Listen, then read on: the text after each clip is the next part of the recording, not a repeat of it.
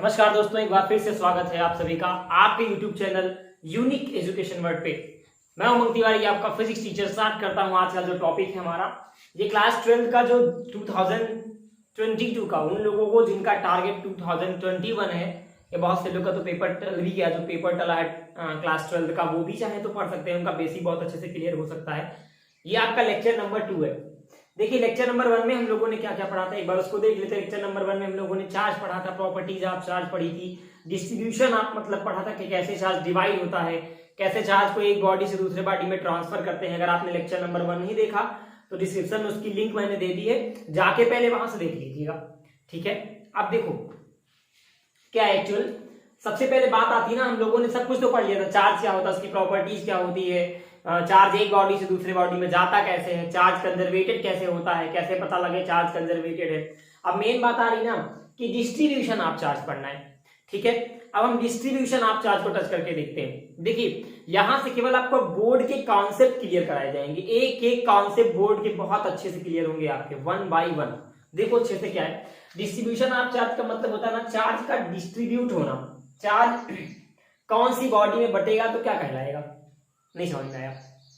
जैसे मान लो ऐसे समझो, मुझे देख के तुम्हें क्या लग रहा है, मैं क्या हो सकता हूं, एक सरफेस बन सकता हूं, या एक वायर बन सकता हूं, या एक स्फीयर बन सकता हूं।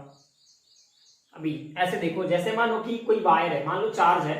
अगर चार्ज किसी वायर पर डिस्ट्रीब्यूट होता है, वायर पर distribute in the sense linear charge density means, जैसे मान लो कि वायर है, ये इस पे हमने चार्ज बांट दिया है, देखो चार्ज आ रहा, अच्छा जी, ये पॉजिटिव पॉजिटिव चार्ज दिख रहा है। ऐसी कंडीशन को या ऐसे डिस्ट्रीब्यूशन को हम बोलेंगे लीनियर चार्ज डेंसिटी। ये क्या होता है लीनियर चार्ज, हमने डेंसिटी का नाम क्यों लिया, पहले देखो। लीनियर का मतलब लाइन पर, किसी वायर पर, ऐसी ऑब्जेक्ट पर जिसकी केवल लेंथ निकाली जा सके, उसको बोलेंगे लीनियर। चार्ज का मतलब चार्ज, डेंसिटी यहां क्यों किया गया, डेंसिटी का मतलब होता है स्पेसिफिक, स्पेसिफिक एक मतलब एक स्पेशल, एक मिनिमम या एक मैक्सिमम स्पेस में कितने मैक्सिमम या कितने मिनिमम चार्ज हो सकते हैं।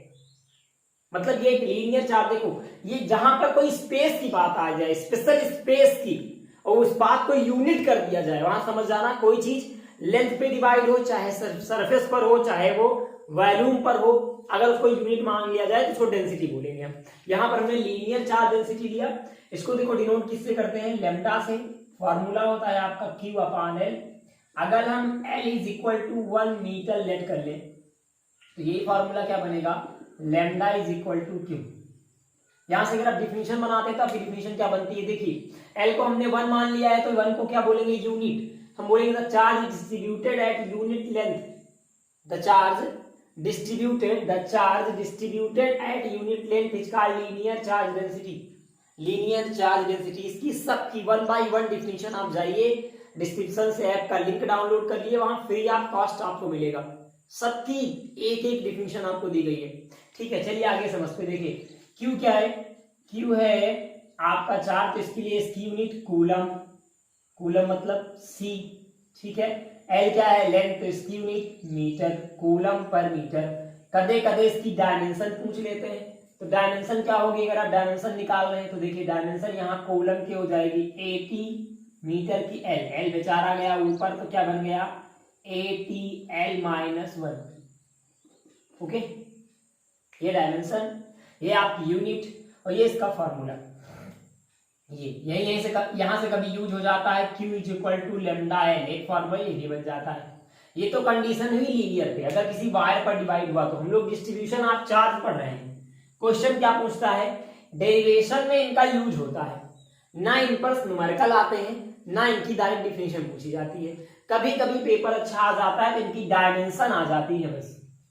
ठीक है, आज थोड़ा बात को आगे बढ़ाते हैं। अगर मान लीजिए हमारे पास कोई सरफेस हो जाए और चार्ज यहां डिस्ट्रीब्यूट कर दिया जाए,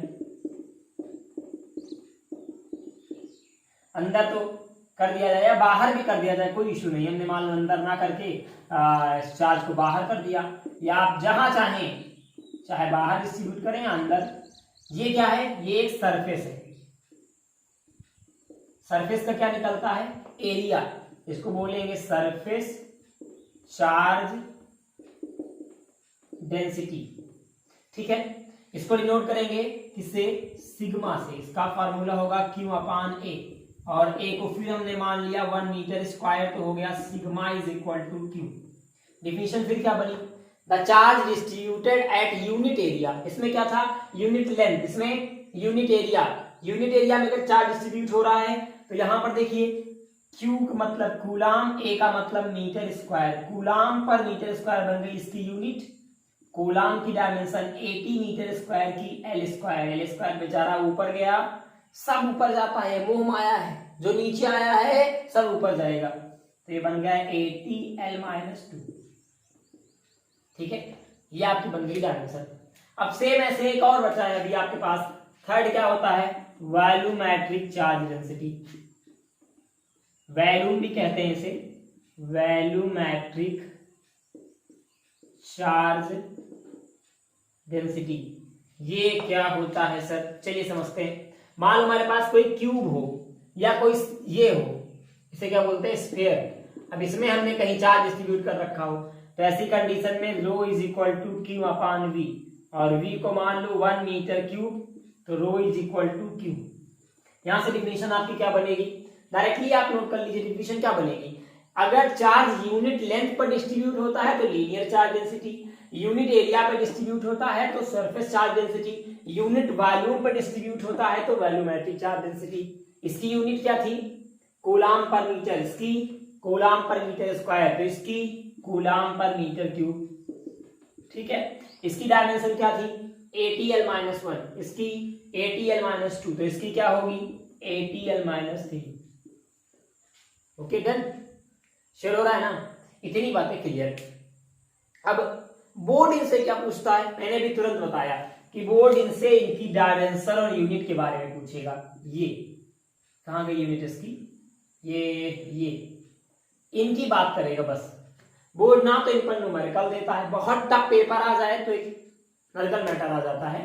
बहरहाल ये आपके फॉर्मूले हैं, इनको जल्दी से नोट कर लें। हम लोग अगली बात करते हैं कूलम्ब्स लॉ की। ठीक है, और कूलम्ब्स लॉ भी लगे हाथ समझ लेते हैं, तब आगे बातचीत को बढ़ाते हैं। देखिए, हटा रहे हैं इसको। कूलम्ब्स लॉ से न्यूमेरिकल आपके टच होते हैं।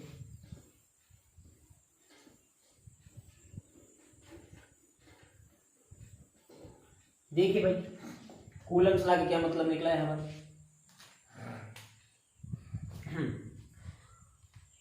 क्या हुआ कूलम्ब्स लॉ की कहानी भैया? कूलम्ब्स लॉ अंकल ने पहली बात तो समझो, चार्ज बात समझ में आ गई थी हमको। हम लोग जान भी गए थे कि एक चार्ज, सेम चार्ज एक दूसरे को रिपल करता है, अपोजिट चार्ज एक दूसरे को अट्रैक्ट करता है। मतलब बुआ चाचा एक दूसरे को अपनी ओर खींचते हैं, बुआ बुआ या चाचा चाचा धक्का देते हैं। ठीक है ना? अब बात ये पड़ी ना, कितना देते हैं, मतलब धक्का, कितना धक्का देते हैं। मान लो एक चार्ज है Q, मान लिया हमने Q1, दूसरा चार्ज है Q2, मान लो ये एक दूसरे से R डिस्टेंस पे हैं, तो भैया ये दोनों एक दूसरे को धक्का देंगे। हमका कैसे पता धक्का देंगे? हमने माना ये भी पॉजिटिव ये भी निगेटिव, मतलब ये हो चाचा, तो क्या करेंगे? धक्का देंगे। कितना देंगे भैया? कितना धक्का देंगे? मतलब इतना धक्का देंगे कि यहाँ से गिर के दूसरे चौराहे पे गिरेंगे कि कुछ ही दूर पीछे जाएंगे। हमको ध्यान से मत देखो, हम तो अगर मतलब धक्का देने का तो बात है नहीं, हम अगर ये मतलब इन दोनों में से किसी चाचा ने छींक भी दिया ना, अगर तेज से फूंक भी दिया तो हम दूसरे चौराहे पे चले जाएंगे। अपनी तो पर्सनालिटी ऐसी है। तो क्या कितना धक्का देंगे ये पता करने के लिए हमारे कूलाम चाचा का जन्म हुआ। ये केवल इसीलिए जन्मे थे, और बड़े बढ़िया आदमी थे, बहुत सज्जन भी थे, कभी कभी पी लेते थे बस। तो कूलाम चाचा ने क्या बताया?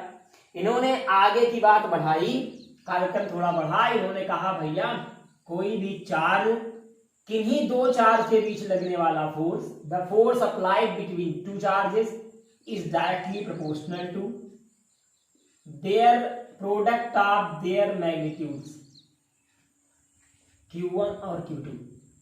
किन्हीं भी दो चार्जेस के बीच लगने वाला फोर्स उनके प्रोडक्ट के डायरेक्टली प्रोपोर्शनल टू होता है, और उनके बीच की डिस्टेंस के स्क्वायर के इनवर्सली प्रोपोर्शनल टू होता है। देखो भैया, अगर इधर वाली वैल्यू अपान में ना लिखी हो तो इस साइन को डायरेक्टली प्रोपोर्शनल टू पढ़ते हैं, जिसका मतलब लगभग बराबर होता है।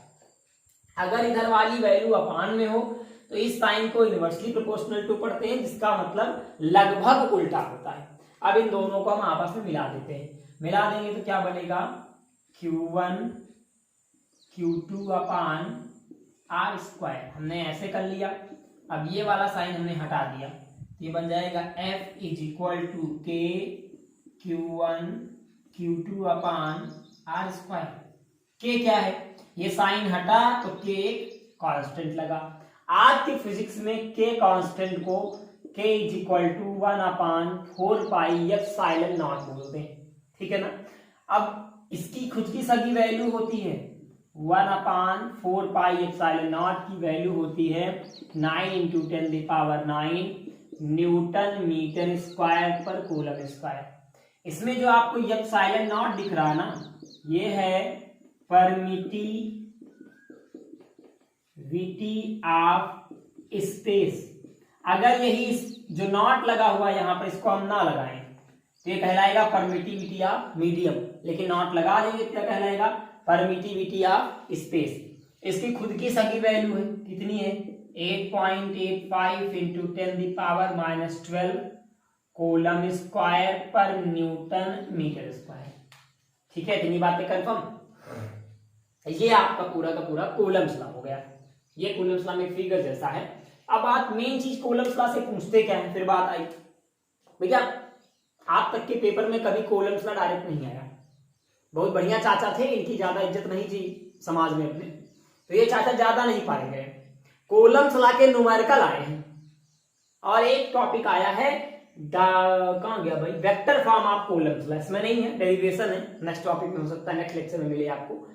तो पहले तो हम लिमिटेशंस ऑफ कूलम्स लॉ पढ़ लेते हैं, फिर न्यूमेरिकल बताते हैं। देखो लिमिटेशंस ऑफ कूलम्स लॉ क्या है भाई। कूलम चाचा ने बहुत तो बता दिया कि दो चार्ज एक दूसरे को अट्रैक्ट करेंगे या रिपल करेंगे, तो कितना करेंगे, तो भैया कितना करेंगे ये पता करने के लिए दोनों चार्ज को आपस में मल्टीप्लाई कर दो और उनकी डिस्टेंस की स्क्वायर को इनवर्सली प्रोपोर्शनल टू कर दो। वैल्यू रखोगे तो जो आ जाएगा उतना ही फोर्स एक दूसरे को रिपल या अट्रैक्ट करेगा। अब इनकी कुछ लिमिटेशंस थी। लिमिटेशंस मतलब अब ये थोड़ी ना कि एक चार्ज यहाँ है एक तुम्हारे घर में रखा है, अब दोनों अपने आप को खींचने लगेगा, ऐसा थोड़ी होगा। इन्होंने कहा दिस लॉ अप्लाई केवल एट द स्मॉल डिस्टेंस। ये लॉ केवल तब अप्लाई करेगा जब दो चार्ज एक दूसरे से नॉर्मल डिस्टेंस पर हो, एक यहाँ एक यहाँ, या एक यहाँ एक यहाँ एक यहाँ। अब ये नहीं एक वहां और एक वहां, पता ही नहीं, फोर्स ही नहीं लगेगा कूलम का, तो बातें ना करो। दूसरी बात इन्होंने कहा कि ये दोनों पॉइंट चार्ज होने चाहिए। अब हमें क्या देख रहे हो, हम समझ रहे पॉइंट का नाम लिया, तुम्हारी नजर हम पे गई होगी, तुम सुधरोगे नहीं तुम सब। पॉइंट चार्ज का मतलब इनकी सबकी पर्सनालिटी उमंग बाबा से मिलनी चाहिए। अगर इनमें कौनो तगड़ा हो गया तो फोर्स नहीं लगेगा, खींच लेंगे एक दूसरे को। हाँ तो सिंपल सी बात भैया, एक इंसान ना समझते हो आप ठीक ठाक, एक हमारी पर्सनालिटी का, तो फोर्स का तो सवाल ही नहीं उठता है। अगर इन्होंने फूंक दिया तो उड़ जाएंगे। तो दोनों की पर्सनालिटी सेम होनी चाहिए, दोनों पॉइंट चार्ज होना चाहिए, दोनों के बीच की डिस्टेंस मिनिमम कम से कम होनी चाहिए। क्यों, आओ इधर देखो, जितना ज्यादा चार्ज की वैल्यू होगी फोर्स उतना ज्यादा लगेगा, लेकिन डिस्टेंस जैसे जैसे बढ़ेगा उसके बीच का फोर्स उससे दुगनी स्पीड से कम होगा। आर स्क्वायर का इनवर्सली प्रोपोर्शनल टू लगा है, तो अगर डिस्टेंस इतनी है तो फोर्स ज्यादा, डिस्टेंस और कम हुई तो फोर्स बढ़ा, और कम हुई तो फोर्स बढ़ा। अगर डिस्टेंस कम होगी तो फोर्स बढ़ेगा, डिस्टेंस ज्यादा होगी तो फोर्स निपट जाएगा। चलिए आगे बात करते हैं हम। लिमिटेशन के कार्यक्रम खत्म भैया, अच्छे समझते चलना। डाइलेक्ट्रिक कांस्टेंट भी लगे यहाँ का निपटा लेते हैं, फिर पढ़ते हैं सीधे कूलम्स चाचा की न्यूमेरिकल, देखते हैं क्या कर लेते हैं। न्यूमेरिकल बहुत इंपॉर्टेंट है भाई हर टॉपिक्स के। देखिए डाइलेक्ट्रिक कांस्टेंट क्या है, ये एक टाइप का कांस्टेंट है जो हमारे आपके घरों में पाया जाता है, अक्सर चौराहे में घूमता हुआ नजर आता है। ऐसा कुछ नहीं है। देखो भैया पहला फॉर्मूला हमारा बना था F, हम नॉट लिख सकते हैं is equal to 1 upon 4 pi epsilon naught Q1 Q2 upon R square. ये क्या है, ये दो चार्ज के बीच लगने वाला फोर्स है तब जब दोनों चार्ज स्पेस में रखे हो, मतलब वैक्यूम में हो। फिर यहां हम लिख दें ऊपर इन स्पेस। भाई देखो इंग्लिश पर ध्यान मत देना, क्योंकि आज तक मैंने भी नहीं दिया ना। इन मीडियम, मीडियम में क्या होगा भैया, यहाँ लिखेंगे एफ एम और 1/4 एप्सिलॉन नॉट नहीं लगेगा, नॉट का मतलब यहाँ स्पेस होता है, यहाँ लिखेंगे Q1 फिर लिखेंगे Q2 अपान का R²। इक्वेशन नंबर सेकंड, फट डिवाइडेड बाई सेकंड, दोनों को निपटा दो तो क्या बनेगा, F0 upon FM is equal to 1/4 epsilon naught into Q1 into Q2 into R² upon फिर 1/4 एप्सिलॉन Q1 Q2 अपान R²। देखो ध्यान से 1/4 थे, 1/4 मिल गया, Q1 अपान Q2 R², Q1 अपान Q2 R² से कट गया, तो ये क्या बता, ये बता भैया F0 upon FM is equal to, ये हुआ 1/ε0 अपान 1/ε उपल दया क्या, तो F0 upon FM is equal to epsilon upon ε0। यह को लिख सकते हैं is equal to K, what is K ही तो है काल, मतलब डाई इलेक्ट्रिक कांस्टेंट। इके दूगो फार्मूला बने, एक K is equal to F0 upon FM बना और एक K is equal to epsilon upon ε0 बना। और दूगो फार्मूला को मतलब जान ले तो हैं क्या क्या होता है। देखें डिफिनीशन कैसे बनेगी, अगर इस फार्मूले से निकालोगे तो इस अपान को बोलते हैं रेशियो। डिफिनीशन बनेगी the ratio of force at in the space and medium is called dielectric constant. The ratio of applied force in the space and medium is called dielectric constant. या यहां से ले लो the ratio of permittivity of medium and permittivity of space. दोबारा the ratio of permittivity of medium and permittivity of space is called dielectric constant. इतनी बात clear, पक्की हो गया। चलो इसको निपटाते हैं, बात को थोड़ा और आगे बढ़ाते हैं। अब बात आ रही कोलम चाचा की न्यूमेरिकल की। देखिए भैया पहला न्यूमेरिकल क्या है, ये सब नोट करते चलना और हम कोशिश करेंगे कि अगला इसके बाद से आपको जो वीडियो मिले उसमें सब में थ्योरी नीचे दी रहे, आप थ्योरी बड़े आराम से लिखते रहें। अदरवाइज आप कोशिश करिएगा ना कि ऐप ही डाउनलोड कर लें, सीधे ऐप से जाके डायरेक्ट आप नोट कर लीजिएगा, डायरेक्ट ही आप ऐप से जाकर सीधे थ्योरी नोट कर लेना। मैं भी ट्राई करूंगा कि मैं आपको डिस्क्रिप्शन में लिंक दे दूं उस PDF की जहां से आपको नोट्स मिल जाए। बाकी बातें होती रहेंगी, आप तुम्हारे घर के हैं। चलिए भाई ये पहला न्यूमेरिकल आपका कूलम्स लॉ का है। पहले कूलम्स लॉ का फार्मूला, पहला भैया फार्मूला होता है F is equal to 1/4 epsilon naught और इंटू Q1 और Q2 अपान R²।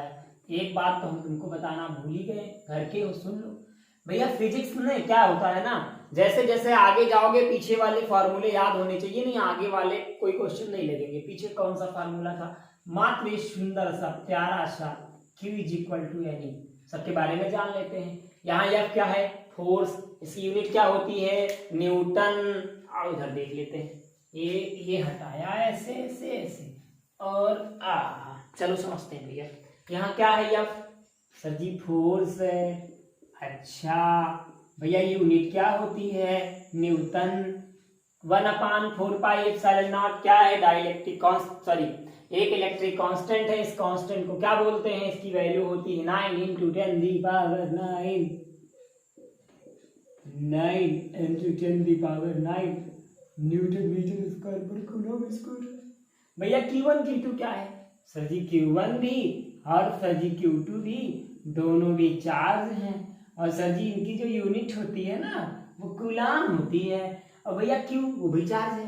भैया N क्या है, भैया सर जी N है नंबर ऑफ इलेक्ट्रॉन जिसकी कोई यूनिट नहीं होती। तो भैया E क्या है, सर जी E है चार्ज ऑफ इलेक्ट्रॉन। और सर जी इसका खुद का मान भी होता है 1.6 × 10⁻⁹ कूलम। समझते हैं भैया कार्यक्रम को आगे। देखें भैया क्या होगा, बात को और आगे बढ़ाएंगे और ये पहला न्यूमेरिकल लगाना शुरू करेंगे। ये आपका पहला न्यूमेरिकल आपकी स्क्रीन पे दिख रहा होगा। न्यूमेरिकल है कैलकुलेट नहीं है, सॉरी कहाँ गया, हाँ, calculate the force electrostatic attraction. अच्छा आगे बात करते हैं। Calculate the force of electrostatic attraction between a proton and an electron separated by a distance of 8 into 10⁻⁻14 meter. Question देखें, दोबारा सुनते हैं, फिर समझते हैं, फिर लगाते हैं। क्वेश्चन में कह रहा है यह बताओ, मतलब फोर्स बताओ, कहाँ कहाँ का, एक प्रोटॉन है, अच्छा, फिर एक इलेक्ट्रॉन है, अच्छा, और दोनों के बीच की जो डिस्टेंस है ना वो दे दी गई है कितनी, 8 into 10⁻⁻14 मीटर। ठीक है सर जी। तो प्रोटॉन पे चार्ज कितना होता है, मतलब 1.6 into 10⁻⁻19 कूलम।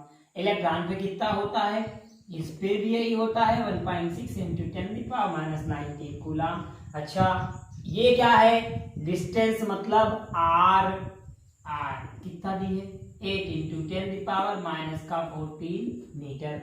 आइए सॉल्व करते हैं, इसको हटाते हैं, फिर इधर लगाते हैं। तुम बताओ भाई, अब तुम्हारा काम खत्म हो गया है। भैया देखो क्या क्या है, आपको यफ निकालना है, ये देखो यफ दिख रहा ना, यफ निकालना है तो भैया यही फार्मूला लगाना है। और फार्मूले में भैया क्या करेंगे, चलो देखते हैं।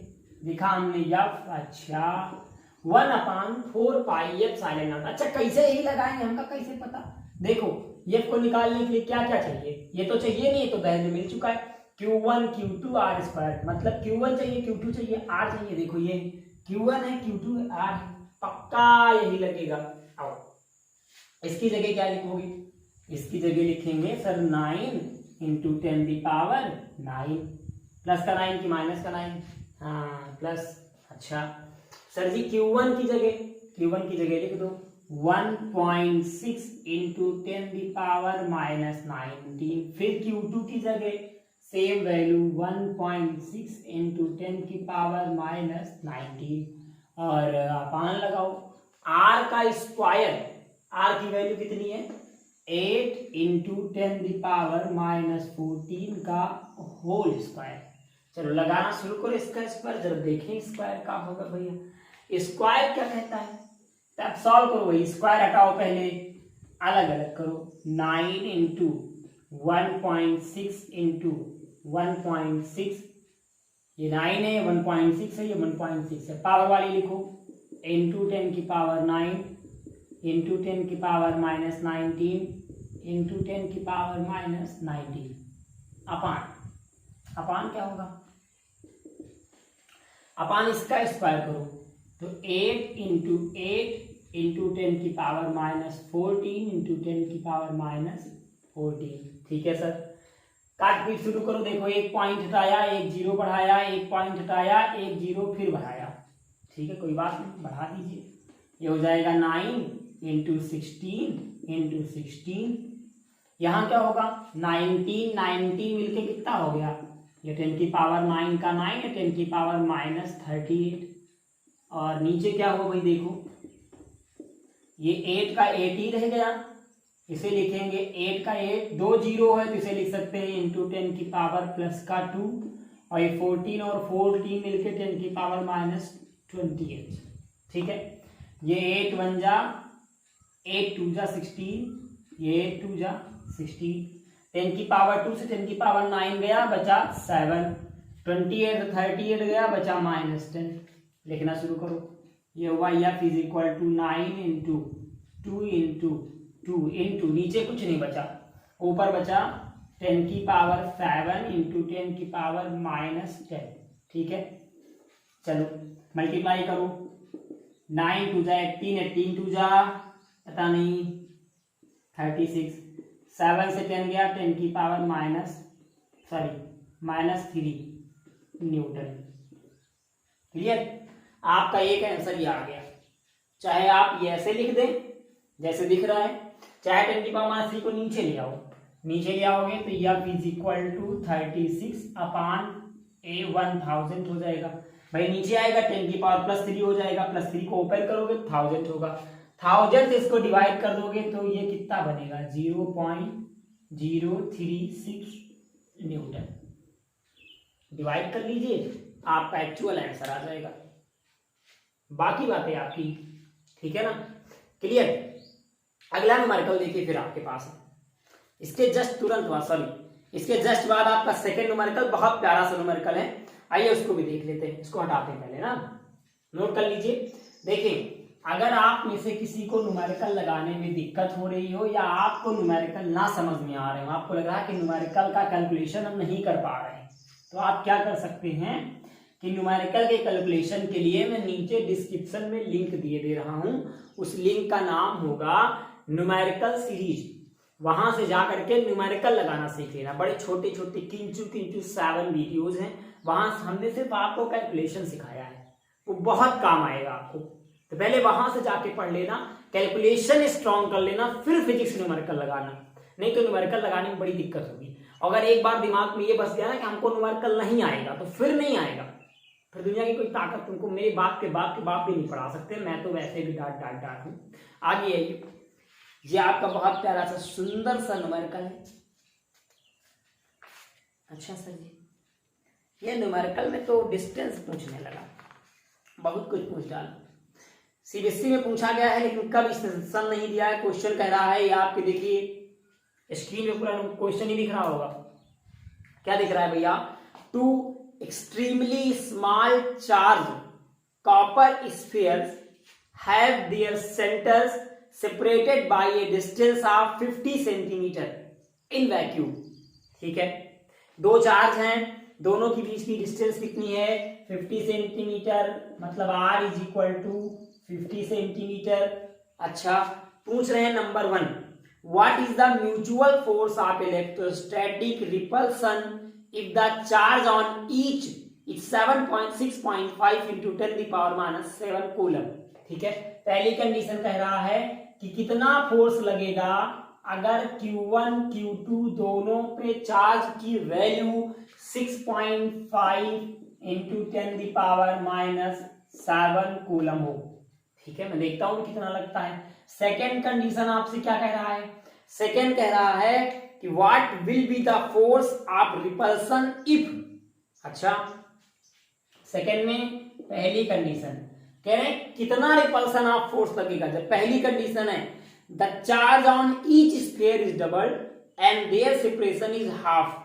अगर उनकी वैल्यू देखो, कह रहे हैं ना charge on each sphere is double, अगर हम चार्ज की वैल्यू को डबल कर दें, डबल मतलब 6.5 मतलब 6.5, इसको डबल करोगे तो कितना बनेगा? ये डबल होके हो जाएगा 13 इंटू 10⁻⁷ कूलम। चार्ज में कोई चेंजिंग नहीं होती। ठीक है ना, आगे क्या कह रहा है? एंड डिस्टेंस हाफ कर दिया जाए। डिस्टेंस हाफ करने का मतलब कि 50 सेंटीमीटर है, इसको 25 सेंटीमीटर कर दो, हाफ भी हो गई। फिर इसी में सेकेंड कंडीशन कह रहा है, सेकेंड कंडीशन क्या कह रहा है कि that two sphere are placed in air और इनके डाइलेक्ट्रिक कांस्टेंट ऑफ वाटर हो 80। फोर्स कितना लगेगा अगर दोनों स्फीयर एयर में हो। ठीक है, एयर में होंगे तो हम संभाल लेंगे, और इनके बीच में डाइलेक्ट्रिक कांस्टेंट की वैल्यू 80 हो, मतलब K इज इक्वल टू 80। चलो शुरू करते हैं न्यूमेरिकल। पहली कंडीशन, आपको R दिया है, Q1 Q2 दिया, F निकालना है। पहले तो ध्यान समझो, सेंटीमीटर को मीटर में बदल लो तो हो जाएगा 50 इंटू 10⁻⁻² मीटर। ठीक है ना, अब फॉर्मूला वही लगाओ, F is equal to 1/4πε0 into Q1 Q2/r²। ये आपका फॉर्मूला लग जाएगा। ठीक है ना, R की वैल्यू क्या रखोगे? 50 सेंटीमीटर रखोगे। Q1 की वैल्यू क्या रखोगे? 6.5 इंटू 10⁻⁷। Q2 की भी क्या रखोगे? 6.5 इंटू 10⁻⁷। सॉल्व कर लोगे, एक आंसर आपका आ जाएगा। सॉल्यूशन में दिक्कत हो, मैंने फिर कहा वो सीरीज जाकर देख लेना, उसके बाद भी प्रॉब्लम हो तो आप हमें जहां दिक्कत हो उसे राउंड अप करके मैसेज डाल सकते हैं। जब आप मैसेज कर देंगे तो हम आपके व्हाट्सएप पे आप हमें फोटो भेज सकते हैं जहां दिक्कत हो रही हो, उसे आपको तुरंत विदिन 15 मिनट्स में सॉल्व करके आपके व्हाट्सएप पर सेंड कर दिया जाएगा। ठीक है, बाय द वे इनके सारे के सारे जितने न्यूमेरिकल्स हम दे रहे हैं इनके सबके सॉल्यूशंस आपको उस ऐप में मिल जाएंगे, वहां जाके आप एक बार चेक कर सकते हैं। देखिए आगे की बात क्या है। सेकेंड कंडीशन है ये। बी पार्ट में पहली कंडीशन है Q1 Q2 को डबल किया गया, चार्ज डबल कर दिया तो पहले 6.5 था, इसको डबल किया 13 हो गया, और डिस्टेंस हाफ कर दी गई, तो डिस्टेंस 50 सेंटीमीटर थी, कितनी हो गई हाफ करने पे 25। इसको मीटर में चेंज करोगे तो ये क्या बन जाएगी, ये बन जाएगी 25 इंटू 10⁻⁻² मीटर। ठीक है, अब ये वाली R की वैल्यू ये, और ये Q1 Q2 की वैल्यू, ये पूरी वैल्यू उठा के अगर यहाँ पुट कर दोगे तो आपको दूसरी वैल्यू मिल जाएगी, सेकेंड आंसर आ जाएगा। केवल थर्ड आंसर बदतमीजी कर रहा है, तो थर्ड आंसर समझो। अगर आपको थर्ड आंसर के साथ दिक्कत हो रही है, आप दोनों के आंसर बता दें। पहला जो आंसर आएगा, पहले वाले आंसर में आपसे पूछा गया फोर्स, इस वाले में पहला आंसर आपका आएगा 1.51, यही तो है, हाँ 521, सॉरी 1.521 इंटू 10⁻⁻5 न्यूटन, ये आपका पहला आंसर है। -2 आ रहा है, -2 न्यूटन। और आपका बी पार्ट का जो फर्स्ट आंसर आएगा वो आएगा 0.24 न्यूटन। ठीक है, सेकेंड आंसर जो आपका आएगा थर्ड पार्ट का, मतलब बी पार्ट का सेकेंड, वो आएगा 1.9 इंटू 10⁻⁻4 न्यूटन। ये आपके तीनों आंसर दिए गए हैं। अब बात केवल आपको तीसरे वाले में करनी है और वहीं पर दिमाग लगाना है, तो समझो ध्यान से, वहां दिमाग अगर लगाना भी तो कितना लगेगा। कह रहे हैं कि अगर दोनों चार्ज एयर में हो, मतलब ये वाली कंडीशन कह रहे हैं, ये वाली, ऐसी कंडीशन में आपका के का फॉर्मूला क्या बनेगा, के इज इक्वल टू F0/FM। आपने यही नोट किया था, FM को यहां भेज दीजिए इधर, तो क्या बन जाएगा ये FM इज इक्वल टू क्या हो जाएगा, F0/K। अब देखो F0 की वैल्यू ये देखो निकलेगी ना 1.521 इंटू 10⁻⁻2, और K की वैल्यू 80 दी है आपके क्वेश्चन में, ये देखो, इसे सॉल्व कर लेना, आंसर आ जाएगा। इतनी बात क्लियर। अब आपके स्क्रीन पे कुछ न्यूमेरिकल्स आपको दिए जा रहे हैं, 1 मिनट का वेट कर लीजिएगा, स्क्रीन होने के बाद ही जाइएगा। 3-4 न्यूमेरिकल्स मैं आपको दे रहा हूं प्रैक्टिस के लिए, ये आप प्रैक्टिस कर लेंगे। ये आपका होमवर्क है जो कंपलसरी है, आपको प्रैक्टिस करना ही करना है, इसके अलावा कोई ऑप्शन नहीं है। ठीक है ना। अब पता है मेन बात क्या है, न्यूमेरिकल्स आ रहे हैं आपके स्क्रीन पे कंटिन्यू दिख रहे होंगे, बेटा पता ना अगर आप प्रैक्टिस नहीं करने वाले तो फिजिक्स नहीं आने वाली, क्योंकि पहले जो पेपर होता था आज के 2017 के पहले, उसमें ऐसा होता था ना कि जैसे हम लोगों ने इंपॉर्टेंट बता दिया, पूरा का पूरा पेपर में आ जाता था, 2-4-5 क्वेश्चन लीव कर दो, पेपर फंस जाता था। ऐसा होता था कि सारे इंपॉर्टेंट क्वेश्चंस आते थे, सीधे लॉ पूछ लिया, सीधे डेरिवेशन पूछ लिया, डायरेक्ट न्यूमेरिकल को टच कर लिया, बट अब ऐसे पेपर बिल्कुल नहीं आता है। अब पेपर में न्यूमेरिकल, डेरिवेशन, थ्योरी तीनों को मिक्स करके ना खिचड़ी बना देते हैं। उड़द अलग, चावल अलग, मट्ठा उसी मिला दिए, नींबू मिला दिए, तो घी मिला दिए, पूरी एकदम बेहतरीन तरीके खिचड़ी बना के आपके सामने पेश किया जाता है। फिर आपको दिक्कत होती करने में, सबको होती है, आपको नहीं, सबको दिक्कतें होती है। फिजिक्स ज्यादा अच्छी पढ़ने का सिर्फ एक तरीका है, आप प्रैक्टिस करें बस, और कोई ऑप्शन नहीं है। और दूसरा सबसे बड़ा ऑप्शन, मैं आपको एक और राय देता हूं, कोई एक चैनल पकड़ लीजिए, कोई भी एक चैनल, पर्सनल मैं ही नहीं, किसी का भी पढ़िए, किसी एक को ज्वाइन कर लीजिए, किसी एक को सब्सक्राइब करके रख लीजिए अपने पास, केवल फिर वहीं से पढ़िए। बिलीव करिए आप अपने मेंटर पे, अपने टीचर्स पे, कि वो आपको 101% अच्छे मार्क्स दिलाएगा, क्योंकि उसे मेहनत आपके लिए नहीं करनी है, उसे मेहनत अपने लिए करनी है। अगर मैं अच्छा कंटेंट आपको दूंगा तो आपके लिए नहीं दूंगा, मैं इसलिए दूंगा कि मेरे कंटेंट मार्केट में जाए, लोग कहीं मेरे कंटेंट यूनिक हैं, इससे लोगों को अच्छे मार्क्स मिलते हैं, तो मैं अपनी मेहनत, अब खुद मेहनत करूंगा, आपके रिजल्ट से ही मेरा नाम है। मेरी बात क्लियर हो रही होगी। तो कोई एक मेंटर आप पकड़ लीजिए, वहीं से केवल पढ़िए और उसी पे बिलीव करिए, जो वो बोले उसके कंस्ट्रक्शन को फॉलो करिए। बहुत आराम से उसके इंस्ट्रक्शन को आप फॉलो करने लगेंगे ना, बहुत आसानी से आपका अच्छा मार्क्स भी आ जाएगा। अगर पता लगा तुम डेली कभी कॉलम्स वहां से पढ़ रहे हो, सुपर पोजिशन आप चार्ज वहां से पढ़ रहे हो, चार्ज वहां से पढ़ रहे हो, प्रॉपर्टीज आप चार्ज वहां से पढ़ रहे हो, ऐसे से पढ़ोगे ना तो फिर पता नहीं पगलाए रहोगे, तुमको कुछ पढ़ले ही नहीं पड़ेगा, कदे इधर भगोगे कदे उधर भगोगे, कुछ नहीं समझ में आने वाला। श्योर हो रहा ना एकदम पक्का, ऐसे ही पढ़ाई करनी है आपको। बाकी होमवर्क करना है, होमवर्क नीचे दिए गए व्हाट्सएप नंबर पे सेंड जरूर करना है। आप में से कुछ इतने ज्यादा बदतमीज और कामचोर बच्चे हैं जिन्हें पता नहीं क्यों बुरा लगता है होमवर्क करना, उसे भेजना उन्हें बड़ा अजीब सा लगता है, पता नहीं कहाँ के ईगो में जी रहे हैं। और अगर क्लास 12th में आप स्टार्ट कर रहे हो और छोटे बन के नहीं पढ़ रहे हो तो कोई मतलब नहीं पढ़ने का। बाकी मिलते हैं फिर हम अगले वीडियो में। इस वीडियो में बस इतना ही। नमस्कार, एक बार फिर से आप सभी का बहुत बहुत हृदय की गहराइयों से धन्यवाद है। आप सब लगातार मेरे साथ जुड़े हैं और सपोर्ट कर रहे हैं। आप सबकी सपोर्ट की वजह से ही हम लोग यहाँ तक पहुंचे हैं। आगे हमें उम्मीद है और आशा है कि आप सबका सपोर्ट बना रहेगा। आई एम श्योर हम लोग बहुत आगे तक चलेंगे। धन्यवाद। जय हिंद, जय भारत।